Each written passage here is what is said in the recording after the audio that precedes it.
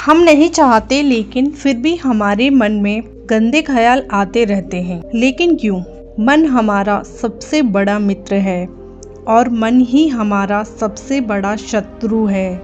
जब हम अपने मन के अनुसार चलते हैं तो मन हमें भटका देता है, और जब हम मन को संतुलित कर लेते हैं तो हमें जीवन में सब कुछ मिल जाता है। हम अपने मन में आने वाले गंदे विचारों को रोकने की कोशिश करते हैं, लेकिन जितना हम रोकते हैं उतने ही अधिक ये विचार हमारे अंदर प्रवेश करते हैं। आप किसी चीज़ से जितना दूर भागेंगे वे चीज़ उतनी ही ज़्यादा आपके पास आएगी। इसलिए उस चीज़ से दूर ना भागे, बल्कि उस पर संतुलन बनाए रखें।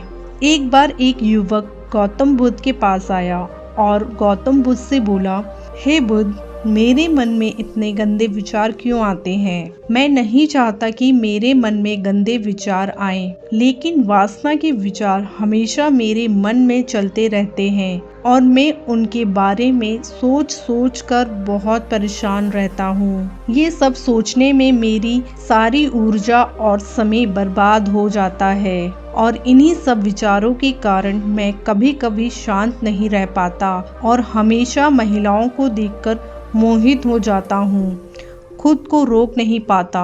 बुद्ध मुस्कुराए और उन्होंने उस युवक से पूछा, क्या तुम जानते हो कि ये वासना क्या है? तब लड़के ने जवाब दिया और कहा, बुद्ध, मुझे नहीं पता वासना क्या है, लेकिन हाँ, जो भी है ये बहुत बुरी बात है।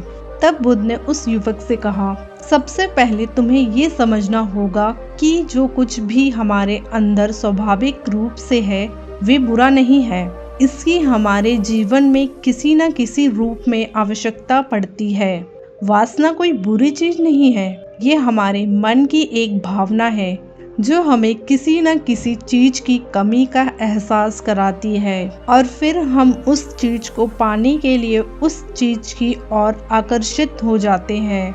जैसे अगर आपके पास पैसे की कमी है तो आपके मन में पैसा पाने की इच्छा होती है और वासना जागेगी। इसका मतलब ये नहीं है कि वासना बुरी है, बल्कि ये हमारे मन की एक तरह की ज़रूरत का एहसास है, और जब ये ज़रूरत शारीरिक होती है तो हम इसे काम वासना कहते हैं। युवक ने गौतम बुद्ध से कहा, मैं वासना का अर्थ तो समझ गया, लेकिन आप ही बताइए कि ये कहाँ से आती है और कैसे आती है? गौतम बुद्ध ने कहा कि वासना कहीं से नहीं आती, ये हमारे अंदर ही है और इसका होना जरूरी है, तभी मानव जाति का विस्तार होगा। युवक ने कहा, जब ये हमारे अंदर है और जरूरी भी है तो लोग इसे गलत क्यों कहते हैं? बुद्ध ने कहा, यही समस्या है, लोगों ने वासना के बारे में गलत सोच रखी है। वे इसे छुपाने और दबाने की कोशिश करते हैं। वासना गलत नहीं है, लेकिन वासना का गलत तरीके से उपयोग करना गलत है। लोग जो पसंद करते हैं उसके लिए जीना शुरू कर देते हैं और हर समय उसी के बारे में सोचते रहते हैं, लेकिन ये सब गलत है। बुद्ध ने युवक से कहा, क्या तुम्हें पता है कि जानवर में भी वासना होती है? युवक ने उत्तर दिया, हाँ बुद्ध, जानवरों में भी वासना होती है, क्योंकि जानवर भी अपनी पीढ़ी को आगे ले जाएंगे। बुद्ध ने कहा, तो फिर हम जानवरों की वासना को गलत क्यों नहीं कहते? युवक ने कहा, मैं नहीं जानता महात्मा, आप ही बताएं।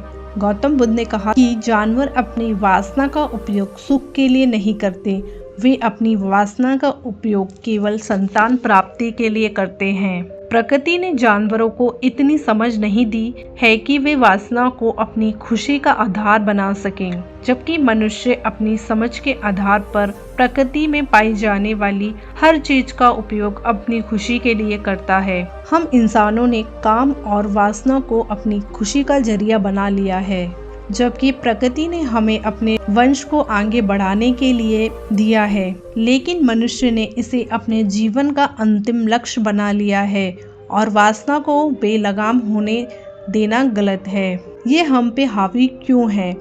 ये बेलगाम क्यों हो जाती है? तब गौतम बुद्ध ने कहा, अब जो मैं तुम्हें बताऊंगा उसे सुनो, ध्यान से सुनो। तुम्हें वासना का पूरा खेल समझ में आ जाएगा। तुम्हें तुम्हारे सभी सवालों के जवाब मिल जाएंगे। तुम्हें बस ध्यान से सुनकर समझना होगा। तब गौतम बुद्ध ने उस युवक से कहा, एक समय की बात है, गुरु और उनके शिष्य एक आश्रम में रहते थे। शिष्य प्रतिदिन दीक्षा लेने के लिए आश्रम से बाहर गांव में जाते थे। जो शिष्य भिक्षा लेने के लिए गांव में जाता था, रास्ते में एक नदी पड़ती थी जिससे होकर वे प्रतिदिन भिक्षा लेने के लिए जाता था। एक दिन उसने एक लड़के को पेड़ के पीछे छुपा हुआ देखा। वे लड़के के पास गया और पूछा, भाई तुम इस पेड़ के पीछे छिपकर क्या देख रहे हो? लड़के ने कहा, अरे क्या तुम्हें वे नहीं दिख रहा जो मैं देख रहा हूँ? उसकी नज़र नदी पर पड़ी तो वे कुछ लड़कियाँ पानी भर रही थी। लड़कियाँ 14-15 साल की होंगी। तब शिष्य ने लड़के से कहा, अरे भाई वहाँ तो लड़कियाँ पानी भर रही हैं, इसमें छिपने की क्या बात है? तभी लड़का शिष्य की ओर देखता है और उससे कहता है, अरे मूर्ख, क्या तुम देख नहीं सकते कि मैं क्या कर रहा हूँ? वे परियां नदी से पानी कैसे खींच रही हैं? जरा उसके भाव को देखो, उसके कोमल शरीर को देखो। बर्तन उठाते समय उसकी पतली कमर कैसे लचकती है और उसके बाल उसकी कमर पर ऐसे लहरा रहे हैं मानो सुंदरता बिखरी हुई हो। शिष्य फिर से नदी की ओर देखता है और इस बार वे देखता ही रह जाता है। अब तक उसे कुछ भी दिखाई नहीं दे रहा था और वे बिल्कुल निडर था। उसे किसी बात का डर नहीं था, लेकिन अब वे छिपने लगा और उन लड़कियों को ऐसे देखने लगा जैसे उसने कोई अपराध किया हो। और जब वे छिपकर उन लड़कियों को देख रहा था तो वे अंदर से कांपने लगा और उसने कहा कि ये मैं हूँ, मैं क्या कर रहा हूँ? मैं जो कुछ भी कर रहा हूँ वे सही नहीं है, मुझे यहाँ से चले जाना चाहिए। और फिर वे जल्दी से चला जाता है। फिर वे आश्रम पहुँचता है। आश्रम में जाकर वे अपने काम में व्यस्त हो गया, लेकिन जो उसने अभी देखा था वे बार बार उसकी आंखों के सामने आ रहा था। उसके दिमाग में वही दृश्य घूम रहा था। यही देखने को उसका मन ललचाया। उसका किसी भी काम में मन नहीं लगता था। वे प्रतिदिन सुबह सुबह भिक्षा लेने के लिए आश्रम से निकल जाता था और नदी के पास स्थित एक पेड़ के पास जाता था, जहां वहां लड़का पहले से ही मौजूद होता था और छिपकर अपने साथ लड़कियों को देखता था। अब वे प्रतिदिन ऐसा करने लगा। उसका मन अब किसी काम में नहीं लगता था। वे सदैव किसी न किसी विचार में डूबा रहता था। वे आश्रम का कार्य भी ठीक से नहीं कर पा रहा था। वे ना तो ठीक से सो पाता था और ना ही ठीक से खा पाता था। उसका मन बेचैन था। उसका मन बार बार उन लड़कियों की खूबसूरती देखने को ललचाता था। जब गुरु भिक्षा दे रहे थे तब भी उनका मन किन्हीं अन्य विचारों में खोया हुआ था। गुरु ने अपने शिष्य की ये हरकतें देखी तो एक दिन गुरु ने शिष्य को अपने पास बुलाया और कहा कि आज से मैं भी तुम्हारे साथ भिक्षा मांगने चलूंगा। तुम और मैं एक साथ भिक्षा मांगने जाएंगे। तभी शिष्य ने गुरु को मना करते हुए कहा कि नहीं गुरुदेव, आप क्यों परेशान हो रहे हैं? मैं ही ठीक से भिक्षा मांग सकता हूँ। गुरु ने शिष्य से कहा, ठीक है, तुम अकेले ही भिक्षा मांगने जाओ। इसके बाद शिष्य भिक्षा मांगने निकल गया। शिष्य के जाने के बाद गुरु भी आश्रम से बाहर निकल गए और शिष्य का पीछा करने लगे कि वे कहाँ जाता है और क्या करता है। ये सब देखने के लिए उसका पीछा करने लगे। थोड़ी दूर जाने पर गुरु ने देखा कि उनका शिष्य एक अपराधी की तरह एक लड़के के साथ पेड़ के पीछे छुपा हुआ है और छिपकर कुछ देख रहा है।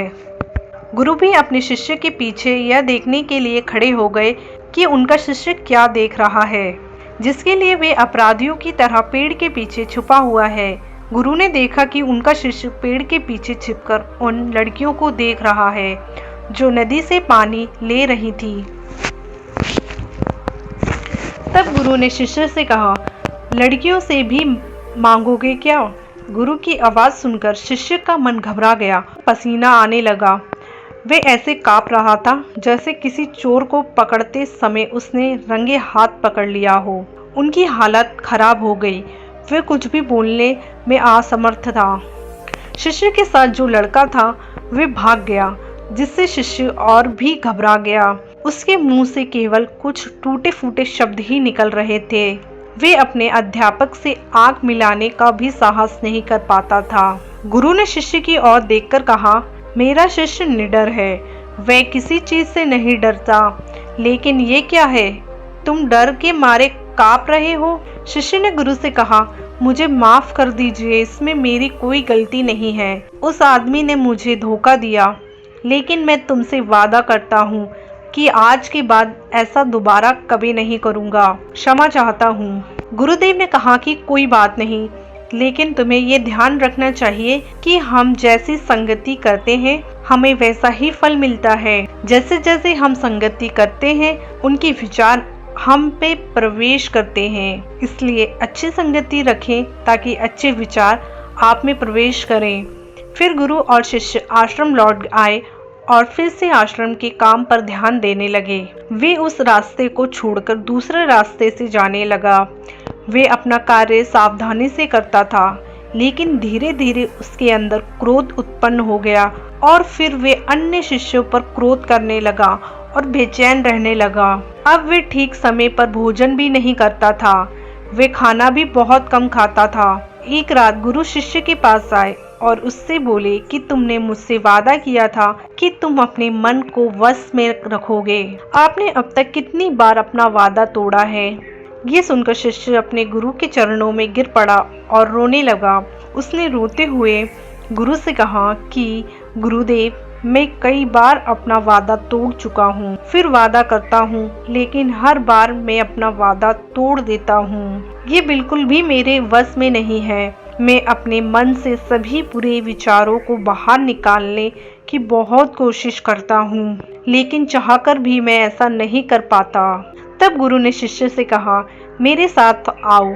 गुरु शिष्य को आश्रम के बगीचे में ले गए और शिष्य से कहा, देखो यहाँ कुछ नाले हैं जिनसे होकर नदी का पानी इन पौधों में आ रहा है और ये पानी लगातार बह रहा है। क्या आप इस पानी का बहाव रोक सकते हैं? शिष्य ने कहा, हाँ गुरुदेव, मैं इस प्रभाव को रोक सकता हूँ।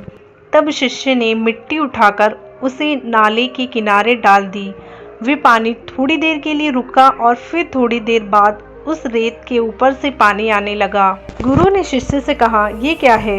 ये पानी रुका ही नहीं। उसने फिर कुछ कंकड़ उठाए और नाली में फेंक दिए और फिर पानी थोड़ी देर के लिए रुक गया, लेकिन फिर कुछ देर बाद उन कंकड़ पत्थरों के ऊपर से पानी निकलने लगा। गुरु ने कहा, शिष्य क्या हुआ? पानी फिर आ गया है। आप कह रहे थे कि रुकेगा। क्या हम किसी चीज को पूरी तरह से रोक सकते हैं? तब शिष्य ने कहा, कोई बात नहीं गुरुदेव, मैं इसे रोक के दिखाऊंगा। फिर वे एक बड़ा पत्थर लाया और नाली पर रख दिया। पानी रुक गया। तब शिष्य ने गुरु से कहा, देखिए गुरुदेव, मैंने कहा था ना कि मैं पानी रोकूंगा। मैंने पानी रोक कर दिखाया। मैंने आपकी बात पूरी कर दी। गुरु मुस्कुराए और बोले, अच्छा ध्यान से देखो, पानी रुक गया है क्या? ये पीछे नाली को तोड़कर बाहर आ गया है और अगल बगल से बह रहा है। और ध्यान से देखिए, ये इस पत्थर के सामने भी आ गया है और ये पानी अपना रास्ता बदलकर फिर से आगे की ओर बह जाएगा। फिर कुछ देर बाद वही हुआ। तब गुरु ने शिष्य को समझाया, आपके साथ भी ऐसा ही हो रहा है। आप बार बार प्रयास कर रहे हैं और अधिक प्रयास कर रहे हैं, लेकिन हर बार आपका प्रयास टूट रहा है और टूटता ही रहेगा। ये पत्थर तुम्हारा परशु पार्षद है और ये जल तुम्हारा विचार है। चाहे आप कितना भी बड़ा पत्थर रख दो, पानी अपना रास्ता ढूंढ ही लेगा। ये देखकर शिष्य ने पूछा, हे गुरुदेव, क्या कोई रास्ता नहीं है जिससे मैं गंदे विचारों से बाहर निकल सकूं? गुरु ने कहा, एक रास्ता है। ये पानी जिस नदी से आ रहा है, आप केवल वहां से इस पानी का मार्ग बदल सकते हैं। गुरु शिष्य को एक नदी के पास ले गए जहां से पानी उस बगीचे में आ रहा था।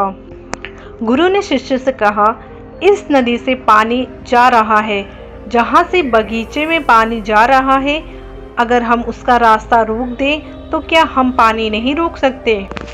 शिष्य ने कहा, हाँ गुरुदेव, ऐसा आवश्यक हो सकता है। मैं यहाँ से इस पानी को बंद कर देता हूँ, फिर सामने नाली में पानी नहीं जाएगा और फिर बगीचे में पानी नहीं जाएगा। तब गुरु ने कहा, शिष्य, यदि बगीचे में पानी ही नहीं रहेगा तो पेड़ पौधों को पानी कहाँ से मिलेगा? उन पेड़ पौधों को पानी की जरूरत होती है। तब शिष्य ने सोचा और कहा, ये बात मेरे दिमाग में कभी नहीं आई। इस पानी का बगीचे में जाना भी जरूरी है। गुरु ने कहा, और उनमें से कुछ पेड़ पौधे ऐसे भी हैं जिन्हें रोजाना पानी की जरूरत होती है। वे सूख कर मर जाएंगे, हमें पानी खोलना पड़ेगा। गुरु की बात सुनकर शिष्य ने पानी के लिए रास्ता खोला तो गुरु ने पूछा, यदि हम इस नदी का सारा पानी बगीचे की ओर मोड़ दें तो क्या होगा? शिष्य ने उत्तर दिया, गुरुदेव, वहाँ जीत हासिल करने के लिए पेड़ पौधे हैं, वे सब पिघल जाएंगे और कुछ भी नहीं बचेगा। गुरु मुस्कुराए और बोले, आप ये समझिए, हमें कुछ भी रोकना नहीं है, बस हमेशा संतुलन बनाए रखना है। पौधे कम पानी से नष्ट हो जाते हैं तथा पौधे अधिक पानी से भी नष्ट हो जाते हैं। हमारा जीवन संतुलन पर चलता है। गुरु ने शिष्य से कहा, अगर मैं तुम्हें आम के बारे में कुछ ऐसा बताऊं जो तुम्हें नहीं सोचना चाहिए तो तुम्हारे दिमाग में सबसे पहले किसकी तस्वीर आएगी? गुरु ने कहा, जब हम अशुद्ध विचारों को बलपूर्वक रोकने का प्रयास करते हैं तो वे और अधिक मजबूती से हमारे अंदर प्रवेश कर जाते हैं। इसलिए हमें कभी भी उन्हें दबाने की कोशिश नहीं करनी चाहिए। तब गुरु ने शिष्य से कहा, बुरे लोगों की संगति के कारण भी हमारे मन में गंदे विचार आते हैं। कई बार काम कुत्ता हमारे अंदर नहीं होती, लेकिन कुछ अश्लील लोगों के साथ रहने के कारण वे हम पर हावी हो जाती है। तब शिष्य ने कहा, गुरुदेव, आप सही कह रहे हैं, मैं रास्ता भटक गया था। तब वे शिष्य उस रात बहुत शांति से सोया। सुबह उसने अपना काम पूरे मन से किया और फिर सुबह वे भिक्षा लेने के लिए उसी रास्ते से चला गया जहां वे लड़का अभी भी पेड़ के पीछे छिपकर उन लड़कियों को देख रहा था। शिष्य ने उसे नदी पर ले गया जहां लड़कियां पानी भर रही थीं। उन्होंने उन लड़कियों से पानी मांगा और उनमें से एक लड़की ने उन्हें पानी दिया और शिष्य के पैर छुए। शिष्य ने उन्हें आशीर्वाद दिया कि आप स्वस्थ रहें ताकि मानसिकता सकारात्मक ऊर्जा से भर जाए। उसके चेहरे पर ऐसी मुस्कान आ गई मानो उसे कोई खोई हुई चीज वापस मिल गई हो। वे अपने रास्ते पर वापस जाने लगा। तभी पेड़ के पीछे छिपा लड़का पीछे से आया। वे शिष्य के पास आया और बोला कि क्या बात है, आज आपने करीब से देखा है, तुम तो मुझसे भी आगे निकल गए। तब शिष्य ने कहा, हम हमेशा दूसरों को देखने में लगे रहते हैं। किसी ऐसे व्यक्ति को बताएं जो आपको पसंद हो। अगर वे भी तुम्हें पसंद करती है तो शादी कर लो और उससे पहले तुम कुछ बन जाओ। अपने आप को पहचानने इस तरह अपना समय बर्बाद न करें। फिर वे लड़का उस शिष्य से रोज मिलने लगा और उसने उस लड़के को नदी पर न जाने के लिए प्रेरित किया और फिर वे लड़का अपने जीवन में कुछ बनने के लिए संघर्ष करने लगा। तो देखो अपने संगति का असर क्या होता है। अपनी संगति बदले, अपने विचार बदलो। गुरु ने शिष्य से पूछा, क्या तुम्हें तुम्हारे सभी प्रश्नों के उत्तर मिल गए? तब शिष्य ने कहा, हाँ महात्मा जी, धन्यवाद। तब गुरु ने शिष्य से कहा कि जब तुम्हारे मन में गंदे विचार आए तो खुद को दोषी मत मानना। ये शरीर है और ये सब इसने हजारों वर्षों से सीखा है।